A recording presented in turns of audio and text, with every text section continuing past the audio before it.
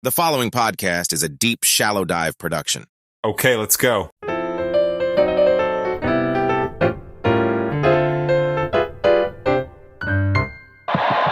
stay in solidarity together. I don't care what color you are. I don't care what your national identity is. I don't care what region you are. You a human being. We got a deep Jewish brother named Bernie Sanders who's bringing us together. There is real concern right now that Bernie Sanders is so far ahead in the lead. Democrats need to sober up and figure out what the hell they're going to do about that. The corporate media is there to further the agenda of the establishment. Ran by billionaires and hosted by millionaires. Bernie Sanders makes my skin crawl. The abuse that we have all been subjected to by Bernie Bros. You see, there's a powerful club here in this town, and you're not in it. I don't really trust any of them because what they want is ratings. The DNC came against Bernie. What many in the Democratic Party establishment fear is not that Bernie couldn't beat Trump. It's that Bernie would beat Trump, transform the Democratic Party, and transform the country. That is the establishment's nightmare. All right, so I told you having a podcast studio inside your house is dangerous because it's 1 o'clock in the morning right now, and I can't sleep. And this is, I don't know if this is good or bad, but I can't sleep because I'm dying to do this episode. And I told myself I was going to wait, but I can't. So this is Deep Shallow Dive, exclusive episode on Bernie Sanders' 2020 election and what is known as the Bernie's Blackout. Okay, so seriously, I have been wanting to do this episode almost as much as I wanted to do the Sound of Freedom episode. And, you know, this probably was another main reason why I started this podcast. I actually did an Instagram/Facebook story on this about a year ago, and it's a fascinating topic, and it's one that, again, kind of like Sound of Freedom, I feel like the story needs to be told, and you can decide for yourself how to interpret that story. But fundamentally, what I want to do today is take you back to 2020, and really it's going to be, you know, February, March, April of 2020, a very short, concentrated period of time. And if you remember that timing, my friends, that was the beginning of COVID-19 and, quite frankly, the beginning of change to this world. And so what we're going to do today is using the Vice TV documentary that's called Bernie's Blackout as really the basis for this. And then I've pulled clips and footage from a bunch of other places. But fundamentally, those guys did an amazing documentary that talked all about how the corporate media, the mainstream media, and I'm talking about MSNBC, CNBC, NBC, ABC, CBS. Again, this is not Fox News or anything that would be considered on the right. This is the mainstream media that really is all considered on the left. And we're going to take a deep dive into the Bernie Sanders situation from 2020. And I am very curious if at the end of this, if what happened to him sounds familiar. I'm going to kind of tease that, and let's play this out a little bit. But let's start off with this. So this is January, February 2020, and this is when the Sanders campaign is gearing up and starting to get their motor running. Get their motor running and literally head out on the highway. Do you want a better America? Are you all ready for a political revolution? People are standing up for justice. That is what this campaign is about. Democracy has been stolen from us. The entire establishment came against Bernie. The mainstream media isn't owned by the people. It's owned by rich people. Even as Sanders did better and better in the polls, there's always sort of a new counter narrative that was meant to sort of take him down. We're always told that CNN and MSNBC are the anti-Trump channels. They're also the anti-Bernie channels. One thing that we learned in this campaign is how powerful mainstream media still really is. All right, so let me highlight a few things from that, which I found very interesting. And I drew parallels to another political figure and their campaign. I'm not going to say. This is 1 o'clock in the morning, people. I'm a little punchy. All right, I'm not going to say, but let's see if we can figure it out together. I've already figured it out. Let's see if you can figure it out. Okay, so here was some themes from that segment. Better America. Are you ready for the revolution? Democracy has been stolen. And then every time he does something, there's a new counter narrative to take him down. So that was AOC in one of the clips. And then obviously you had Bernie in a couple. And overall, again, those were segments from various news entities that I pulled. So again, this is roughly February, maybe early March of 2020. And then, by the way, and again, God, we all have short-term memory. I know I do. I'm going to actually do another, I guess it almost would be like a prequel to this, but the 2016 election between Bernie and Hillary, that was also another very, very interesting runoff for the Democratic candidacy, which obviously went to Hillary.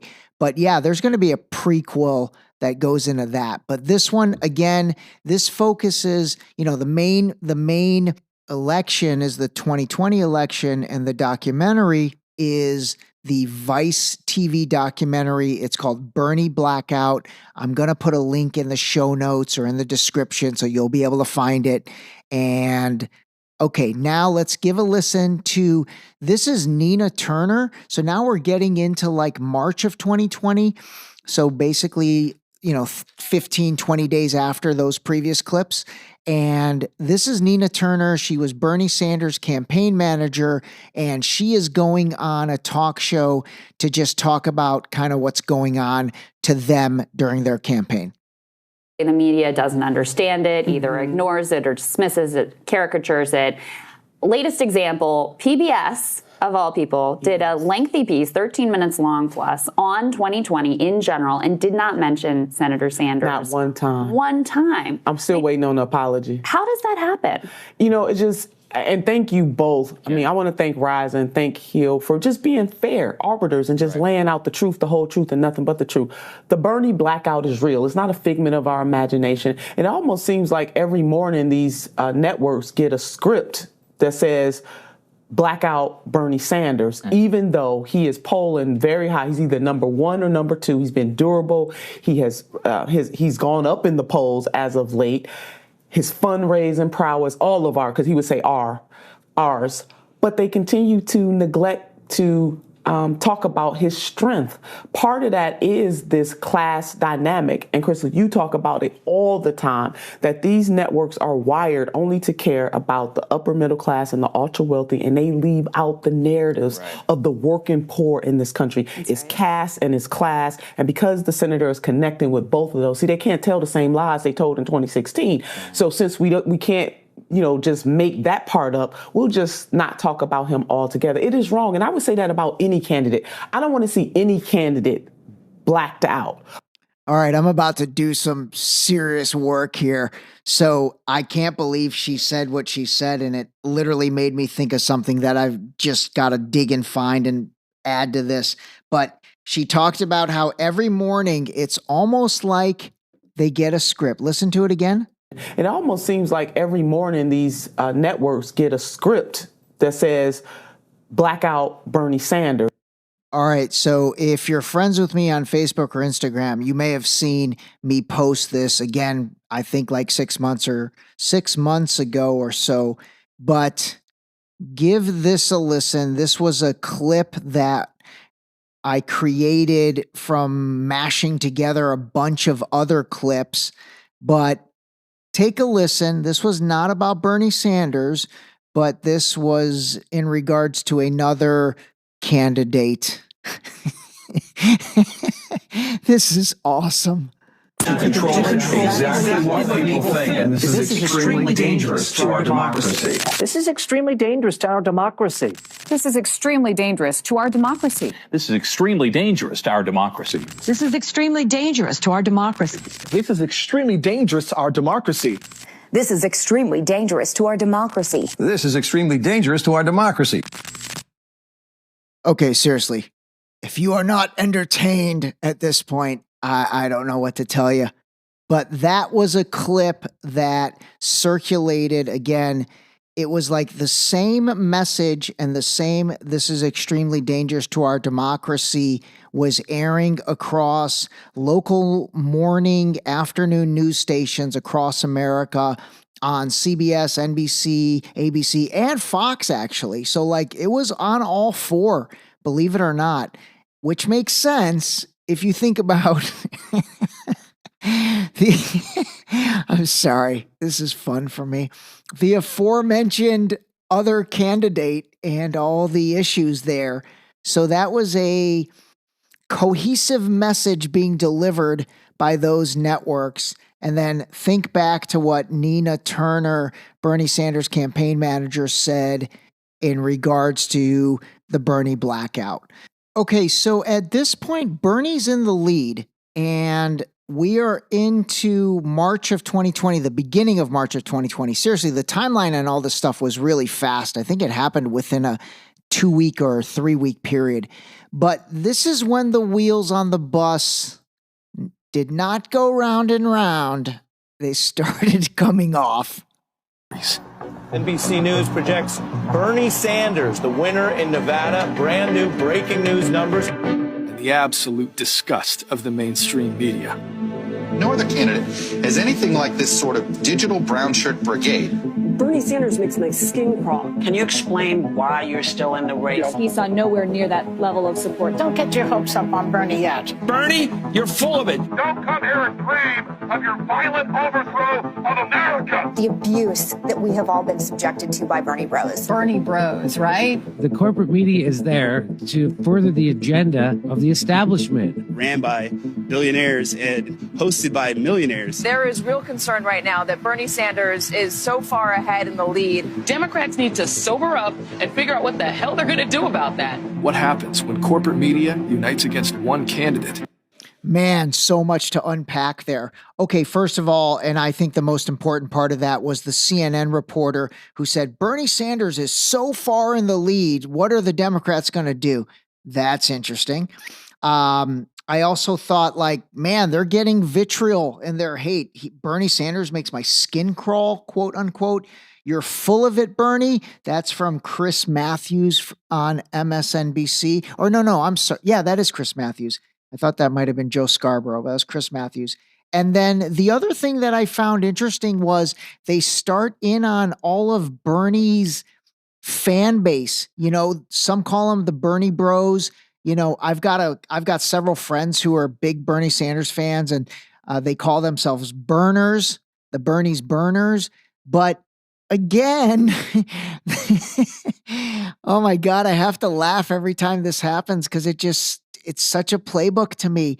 So think about the parallels to another group of zealous supporters, or is it zealot? What is that word? Zealot or zealous? See, I told you in the last episode, sometimes you blank on words. Okay, it's zealot. So again, now they're attacking the Bernie bros or the burners who are actually like super passionate. I always really respected my friends who were Bernie supporters because, man, they really love this guy and they really got behind him. So again, I can't help it. I laugh every time. There's a parallel to that other group. Okay, so the last part of that previous clip, it said, so what happens when corporate media unites against one candidate? And that's what's starting to happen. So now give a listen.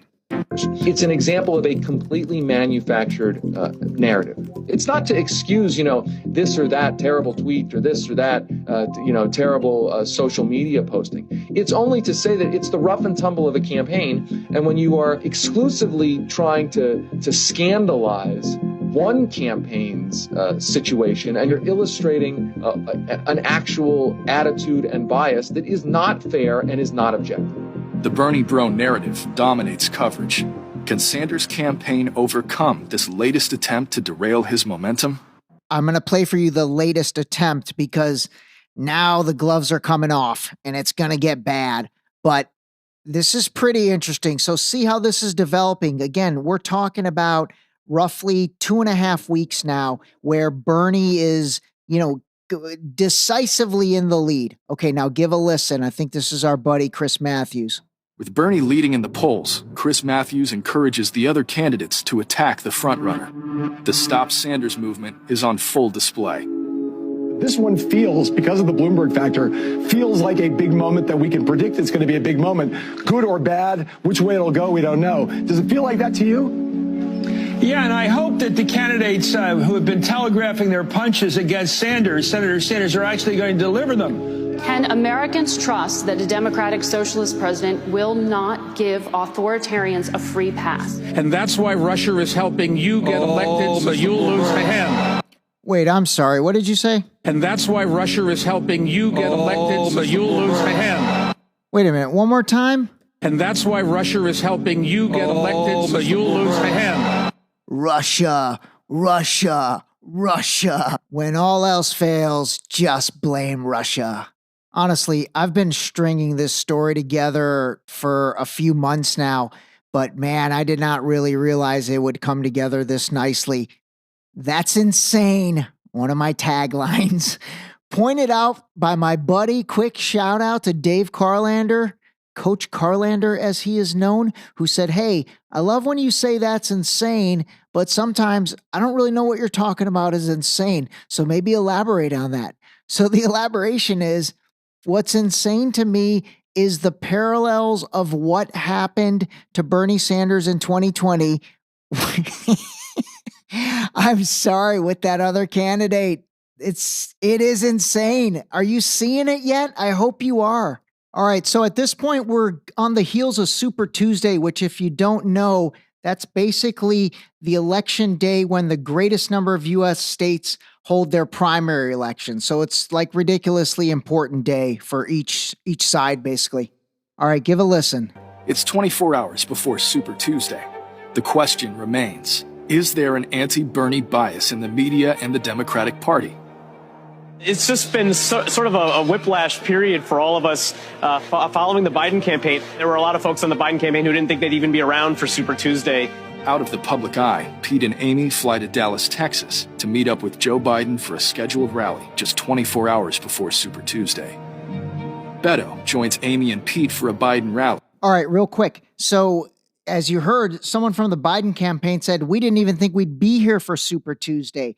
And then the most interesting part is all of a sudden, Pete, Amy, and Beto, Pete Buttigieg, Amy Klobuchar, and Beto O'Rourke fly to Dallas to meet up with the Bidens. And here's what happens next. Where they shock the world with their abrupt departure from the race to endorse Joe Biden. Ladies and gentlemen, el próximo presidente de los Estados Unidos, Joe Biden. Let's do it for Joe. I'm delighted to endorse and support Joe Biden for president. Today, I am ending my campaign and endorsing Joe Biden for president. All right, so basically, again, quick recap before we get to the next part, which is the best part. So Beto the dork, Pete, Amy, they all dropped out. They all throw their weight behind Biden. Everybody is Team Biden at this point. I mean, that's interesting. And then the coronavirus pandemic has all but shut the 2020 Democratic primaries down. I'm sorry, what? The coronavirus pandemic has all but shut the 2020 Democratic primaries down. I mean, okay, so now the primaries are shut down. The Democratic primaries are done. Those guys had dropped out. Everybody is Team Biden. And really, it's Biden against Bernie at this point. With near constant media attention on the virus, there's one new election story the mainstream media refuses to tell. Independent journalist Katie Halper breaks the story on her weekly podcast. She interviews a former staffer for Biden in the early 90s. The victim alleges sexual assault. And then he went down my skirt, but then up inside it. I wanted someone who doesn't have such a record as a Sanders supporter to tell the story, because I thought I wanted to make sure people didn't think I was politicizing it, or, that this wasn't a totally honest story, which it is. I looked up to him. He was like my father's age. He was this champion of women's rights. In my eyes, I have no platform. I am no one. I believe her. I spoke to her brother and her friend, both of whom remember her telling about the incident at the time, but no one else will tell. Tara Reade had a very hard time getting her story told, vetted, shared at all. You see, there's a powerful club here in this town, and you're not in it, and neither is Tara. I thought Tara deserved a full vetting and a fair hearing from a mainstream outlet. But as I reached out to mainstream folks that I know to see if they were interested in breaking this bombshell story, I heard back crickets. Nothing. No one seemed to want to touch it. And you can bet that if the shoe were on the other foot and you had a similarly credible accuser of Bernie Sanders, there's no doubt that she would have no trouble whatsoever getting tons of coverage. So it's an incredibly powerful example of the way that this ideological bias works to help the anointed candidate, Joe Biden. And you just see this glaring hypocrisy from people who would use the hashtag Believe Women, who would use the hashtag Me Too, and yet with Tara Reade. Okay, that's a whole nother deep, shallow dive, but that literally was the end of the Me Too movement, if you remember. Seriously, think about it. Think about it. That was it. We didn't hear anything after that. And then as important as that, so at this point, COVID's here. There's no more primaries. There's no more debates. There's really no more any type of campaigning going on. And then this happened. So this is about a week later. Let's go to ABC News. David Muir. Dude's got nice hair. Doesn't seem to age. I'm not mad at him for either one of those. 209 days until the election. Bernie Sanders has now dropped out of the race. Joe Biden will be the Democratic nominee. And here's Mary Bruce. Bernie Sanders dropped out today, telling supporters victory was, quote, virtually impossible. I wish I could give you better news, but I think you know the truth.